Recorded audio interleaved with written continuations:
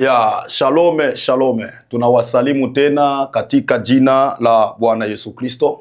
Tunaishukuru neema ya Mungu kwa kutupatia tena siku ya leo na kuwa ndani ya TV hii ya Ndio Gospel. Tunashukuru neema ya Mungu tena kwa imetuwezesha tena kuwa hapa, na tunaendelea tena kwa mafundisho yetu ya Pentekoste, na suteme yake tuko tunafundisha juu ya nguvu mpya.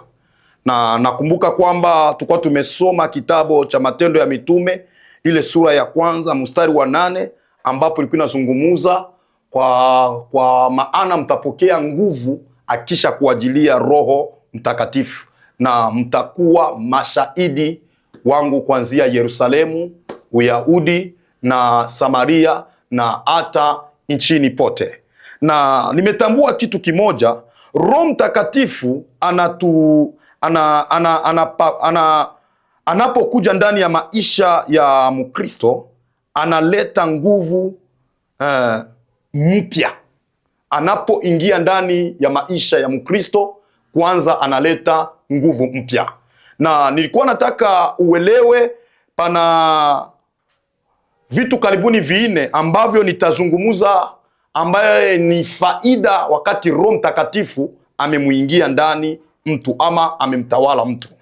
Na nimetambua kwanza, faida ya kwanza wakati mtu anampokea Roho Mtakatifu ama anamjaa, nimetambua kwamba faida ya kwanza ni ya kushinda dhambi.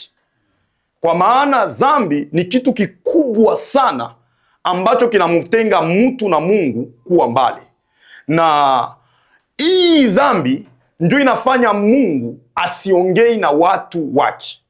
Hii dhambi ndio inamfanya pia hata Roho Mtakatifu asikamate na nafasi mkubwa juu ya maisha ya watu.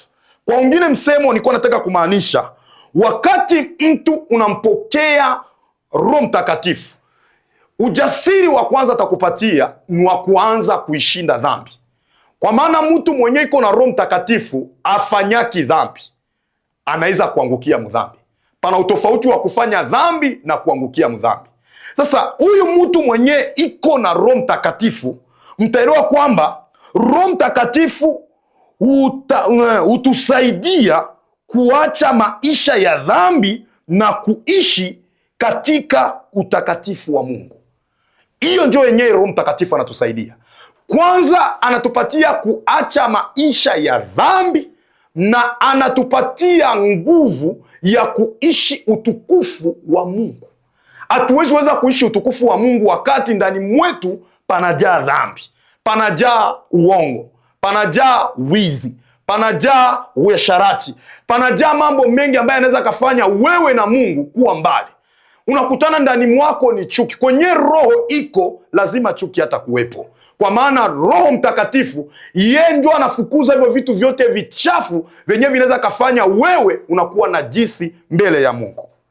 Utaelewa kwamba katika kitabu cha Wagalatia sura ya 5 mstari wa 16, neno la Mungu linasema vizuri, mstari wa 16, sura ya 5 mstari wa 16, Biblia inasema, basi nasema enendeni kwa Roho, wala hamtatimiza kamwe tamaa za mwili.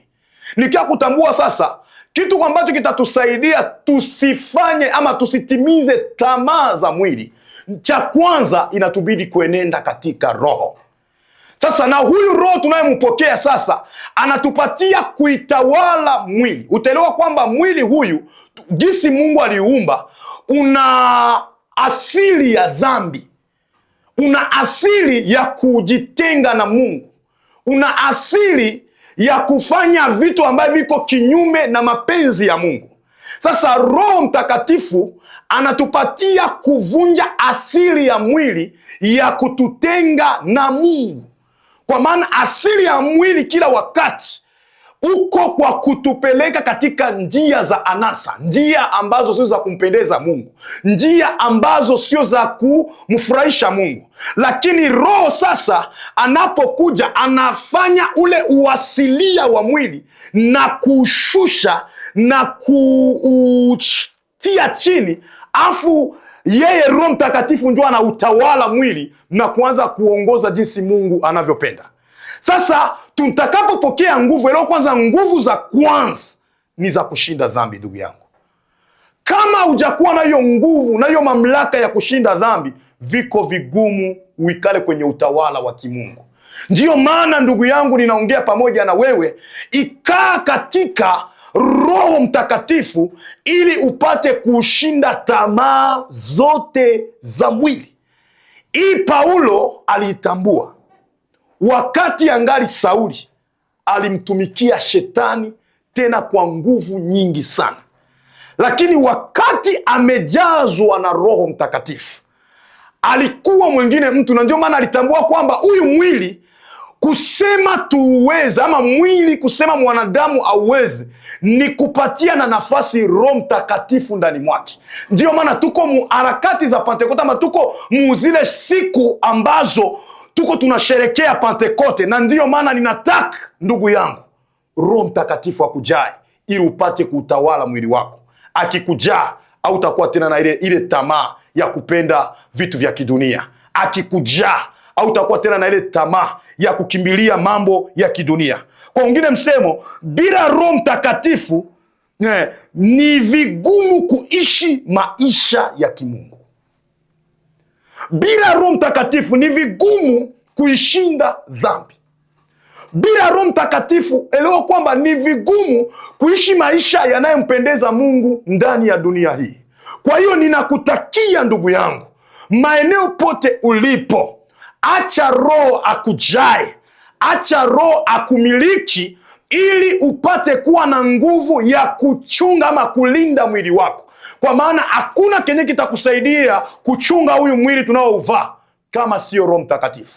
Huyu mwili una mambo mengi sana. Huyu mwili unaweza kuko na mke ndani, lakini unapopita barabarani, unapoona mzuri zaidi, utatoa mecho, unaanza kumkodolea na unasahau kama umeacha mwingine mke nyumbani. Huyu mwili unaweza pita fasa ambao unaona mtu anaangusha hela na unamuona kama ameziangusha ni za kwake, sababu ni mwili. Unakwambia hapana, usimwambie, inawezekana na wewe Mungu hapo ndio anataka kukutembelea, akubarikie hapo, na hiyo sio nzuri. Kama umeona mwenye ametupa hela hizo, ni lazima muite, mwambie bwana, umetupa hela zako.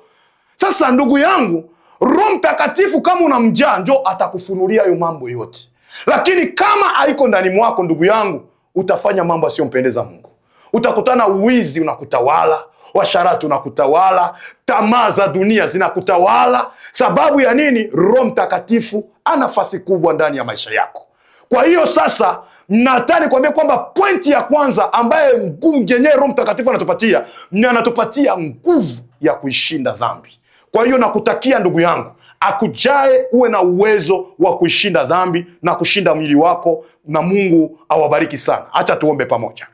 Baba, katika jina la Yesu Kristo, Mungu wa neema zote, Mungu wa baraka zote, Mungu wa utukufu wote, ninaomba nikiombea huyu mtu, nikiombea huyu baba, nikiombea huyu mama, nikiombea huyu kaka, nikiombea huyu dada, naombea hii familia. Tunatambua kwamba Roho Mtakatifu wakati wote tunampokea, anatupatia ujasiri wa kuishinda dhambi. Kwa hiyo saidia hii familia, saidia hao watu wako, uwapatie tena nguvu Roho Mtakatifu ya kushinda dhambi, kushinda mwili, kushinda vitu ambavyo vinaweza kawatenga na mapenzi yako. Ninakushukuru kwa yote, kwa kuwa Baba unasikia na mengi utaendelea kutenda kwa wingi wa utukufu. Asante kwa maana pana jambo kubwa ambalo unakuja kutenda juu ya huyu baba, juu ya huyu mama, juu ya huyu kaka, juu ya huyu dada, juu ya hii familia, juu ya kanisa lako, katika jina la Yesu Kristo. Amen. Kwa hiyo Mungu awabariki.